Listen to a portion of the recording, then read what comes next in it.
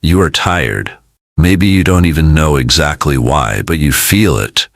That constant weight on your shoulders, as if it's your unspoken duty to keep everything and everyone in balance. You try to please everyone, avoid conflict, always be kind, understanding, polite. You learned early that being a good person was the right thing to do. That good people win in the end. That if you're kind, others will be kind in return. That fairness, honesty, and humility will be rewarded. But what if I told you that this idea is a lie? A comforting, familiar lie. A lie designed to keep you small, predictable, and easy to control. How many times have you stayed silent to keep the peace? How many times have you swallowed your true feelings just to avoid disappointing someone? How often have you allowed someone to disrespect or take advantage of you, and yet you smiled, said it's fine, and swallowed your anger, your pride, your pain? And what did that get you? More respect, more peace, more fulfillment? Or did it leave you feeling invisible, overlooked, and quietly resentful? Here's the truth. The world does not reward those who are merely nice. The world rewards those who are strategic. If you're here, it's because you've already felt this frustration. You've played the role of the good person, the one who listens, who sacrifices, who forgives too easily, and slowly you've started to realize something. The more you try to be accepted, the less you are respected. The more you give, the more people take. The more you accommodate, the more invisible you become. And that brings us to Machiavelli. Not the villain many paint him to be, but a man who dared to tell the raw truth about power.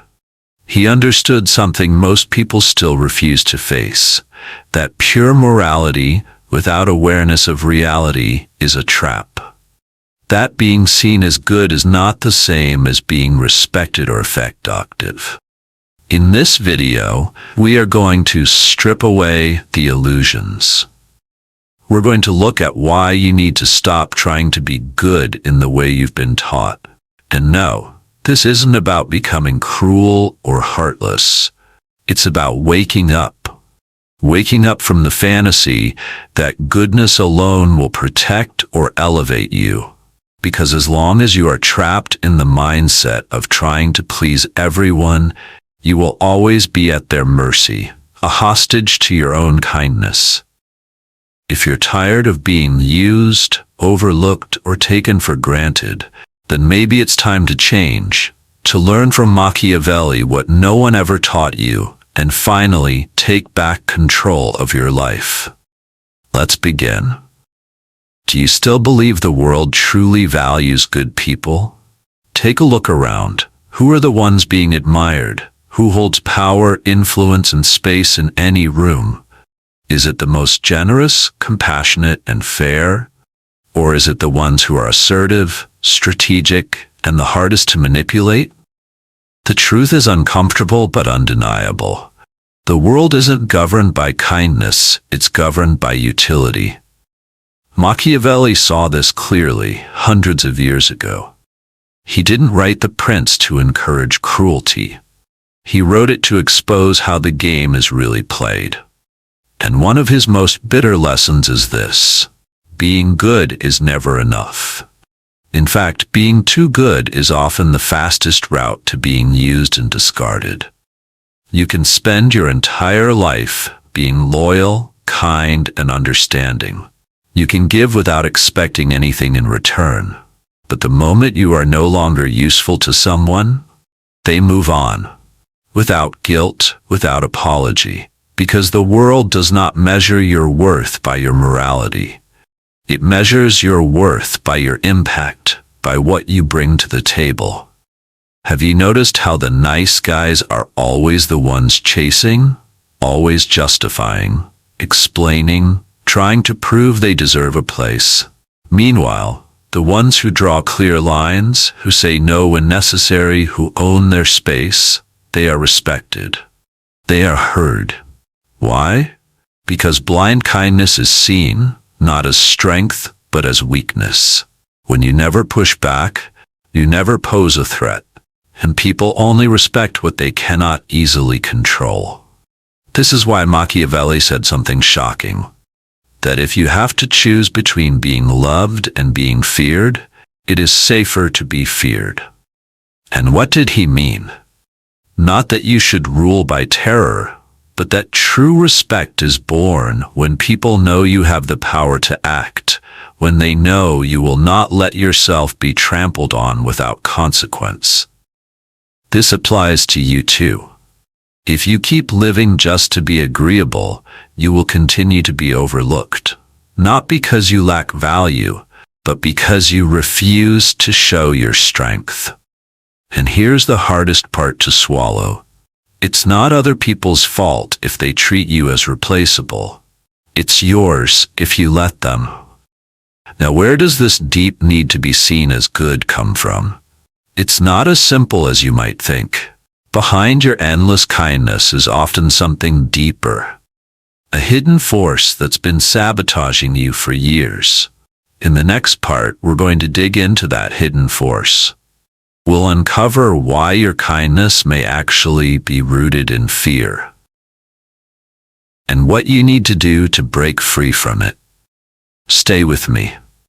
Let's get brutally honest. You were not born wanting to please everyone. That was taught to you, layer by layer, moment by moment, over the course of your life. From a young age, you learned that being accepted came with a price. Smile even when you don't feel like it, say yes when you want to scream no, be polite even when you're seething inside. You learned early, if I'm good, I'll be loved. If I'm quiet, I'll be safe. If I don't make waves, everything will be okay. And every time you were rewarded for being the good one, with praise, approval, affection, that belief sank deeper. It became a rule in your unconscious mind, a survival strategy. But no one told you the cost of that survival. No one warned you that constantly pleasing others is a psychological trap. And here's the part that stings. This isn't true kindness. It's fear. Fear of being rejected. Fear of disappointing someone. Fear of conflict. Fear of being seen as difficult. So you swallow your anger. You smother your boundaries. You ignore your own voice again and again, just to keep the peace. And at first it works. People like you. They praise you. You feel safe. But slowly, without realizing it, you become a hostage. A hostage to your own image. A hostage to other people's needs and expectations. And worst of all, you start to lose yourself. Because every time you silence your truth just to be accepted, you chip away at your authenticity, your power, your self-respect. Machiavelli understood this long before psychology gave it a name. He saw that people often mask their deepest fears with so-called virtue. That what looks like humility is sometimes just insecurity. That what looks like patience is sometimes just avoidance. And that what looks like kindness? Sometimes it's just the desperate need to be loved. This is why he warned us. If you always act from a place of needing to be seen as good, you will never have true power. Because power doesn't come from what people think of you. It comes from what you think of yourself. So the question now is this. Are you ready to stop confusing kindness with fear? Are you ready to start building a foundation of strength that doesn't depend on other people's approval? In the next section, we'll break down Machiavelli's core strategies. The practical steps to shift from being a hostage to your own goodness, to being someone who is respected, effective, and free. Let's keep going. Now that we've exposed the fear hiding behind niceness, it's time to talk strategy. Because if you want real change, not just surface-level tweaks, but deep, lasting transformation, you need a new approach. This is where Machiavelli's genius comes in. Machiavelli didn't tell us to be heartless or cruel. He told us to be smart, to understand how people really work, and to move through the world with clarity, precision, and strength. One of his sharpest lessons is this: everyone sees what you appear to be, but few experience what you really are. What does that mean? It means that in the real world, your image shapes your influence, not just your intentions. You can have the best heart in the world, but if you look weak, people will treat you as weak. You can be honest and fair, but if you seem easy to manipulate, you will be manipulated. So Machiavelli's first rule is simple: stop living just to be good. Start aiming to be effective. Effectiveness means you set clear boundaries. You decide when to be generous and when to withhold. You know when to speak up and when silence is your greatest weapon. And here's where it gets powerful. Machiavelli says we must learn to be both the fox and the lion. The fox is cunning, alert to traps, subtle, strategic. It knows when to step back, when to observe, and how to move without making noise. The lion is strength, bold, commanding, impossible to ignore. It doesn't ask for respect. It is respect simply by existing. Together, these two natures form an unstoppable combination. The fox keeps you safe from being tricked. The lion ensures you are never underestimated. You don't have to choose one or the other. You must be both. This is the Machiavellian shift. From naive kindness to intentional presence. From aimless giving to strategic action. And here's the best part. You don't have to sacrifice your integrity. You don't have to become someone else. What you do need to sacrifice is your need to be liked at all costs. Because true strength, the kind that Machiavelli respected, comes from standing in your full power, no longer a puppet of others' expectations. In the next section, we'll break down exactly how you can apply this in real life, step by step, so you stop being seen as the nice one and start being seen as someone who commands respect. Let's keep going. So now you know the why. You understand that being endlessly good isn't the path to respect. But how do you actually shift? How do you stop being the person who gets overlooked and become the person whose presence cannot be ignored? Let's break it down into clear, actionable steps. Step 1. Master the art of saying no. Most people who struggle with being too nice have one major blind spot. They're afraid of setting limits. But here's the truth. Every time you say yes to something you don't want, you're saying no to yourself. This doesn't mean you need to be harsh or rude. It means you need to be clear. A simple, firm "no, I can't do that," without over-explaining, is more powerful than any excuse-filled paragraph. Step 2. Use silence as a weapon. We live in a world that fears silence. Most people rush to fill every pause, explaining, justifying, backpedaling. You're gonna let the silence work for you. When someone oversteps, when a situation gets tense, pause. Hold your ground. Let your quiet confidence unsettle them. Silence often says more than words ever could. Step 3. Watch for reactions and adjust. When you begin setting boundaries and showing strength, some people will not like it. You'll hear, "You've changed. You're being difficult. Why are you acting like this?" Good. These reactions are proof that your old pattern, being the pleaser, has broken. Use these reactions as data. See who respects your new stance and who only liked you when you were easy to control. Step 4. Lead with calm power. You don't need to become loud or aggressive to be strong. In fact, Machiavelli would warn against it. Real power is quiet. It's in the way you hold yourself, the way you speak sparingly, the way you radiate, "I know my worth." Step 5. Choose where to invest your kindness. This is key. We're not saying you should never be kind, generous, or forgiving. We're saying stop scattering that kindness everywhere, hoping to be liked. Instead, choose who deserves it. Reserve your best for those who have earned your respect.